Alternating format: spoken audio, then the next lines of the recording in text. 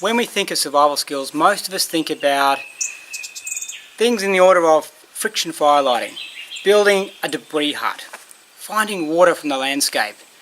Those are all certainly critical life support components of wilderness survival. However, not many of us give due credit to the aspect of learning first aid. Now, the benefits of learning first aid are numerous.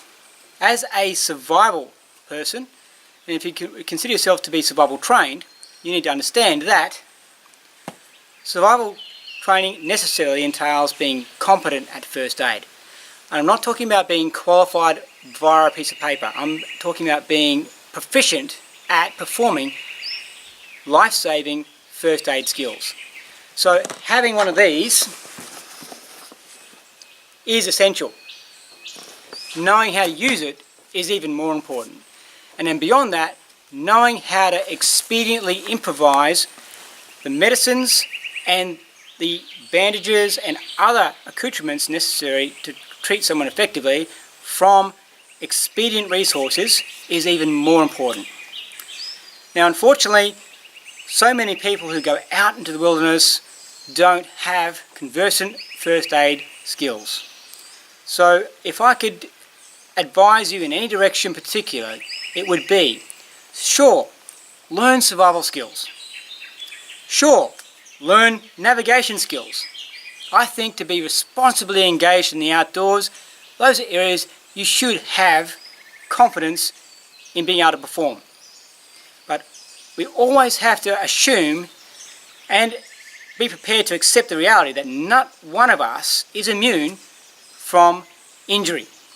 And if that happens and we're out in one of those exciting, adventurous activity spots, we could be a long way from significant medical care, which means it behoves us as the adventurers, as the person out there in that danger zone, which is so beautiful and so alluring, to make sure that we can look after ourselves and those we are travelling with.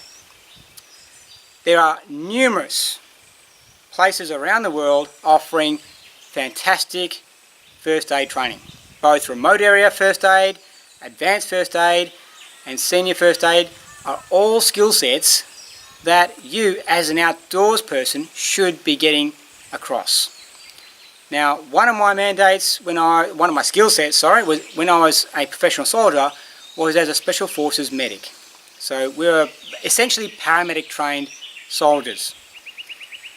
That foundational level of knowledge I have been so grateful for, because that has given me the confidence to perform first aid in so many settings well outside the scope of my service in the military. I've assisted people at car crashes, I've assisted people who have just collapsed in shopping malls, and it is always surprising to me in those situations that I've looked around for help to get someone else to help me help this person, the casualty.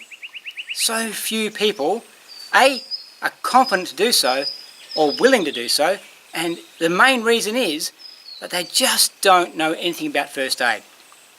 So if you've got a family, if you've got people you love and care about, get yourself some first aid training. Make it the most comprehensive you can afford and get access to, and don't just park it. Don't just get the piece of paper that says I'm qualified in first aid. Get out there, visualize scenarios, practice it on your kids, teach your kids how to put you into a recovery position, because you never know, one day that might save your life, and that means they've got a mum or a dad around longer, or grandma or grandpa. You know, it is a life skill. First aid training, and I'm not a first aid trainer, but I maintain the highest level of first aid skill sets that I can as a civilian training provider, because I think that is due diligence and necessary to making sure I can provide enjoyable and safe activities here at Bushhall Australia Tracking, Survival and Bushcraft School. So please get out there and get yourself up to date with first aid. Make sure you know CPR, make sure you know what the current protocols are in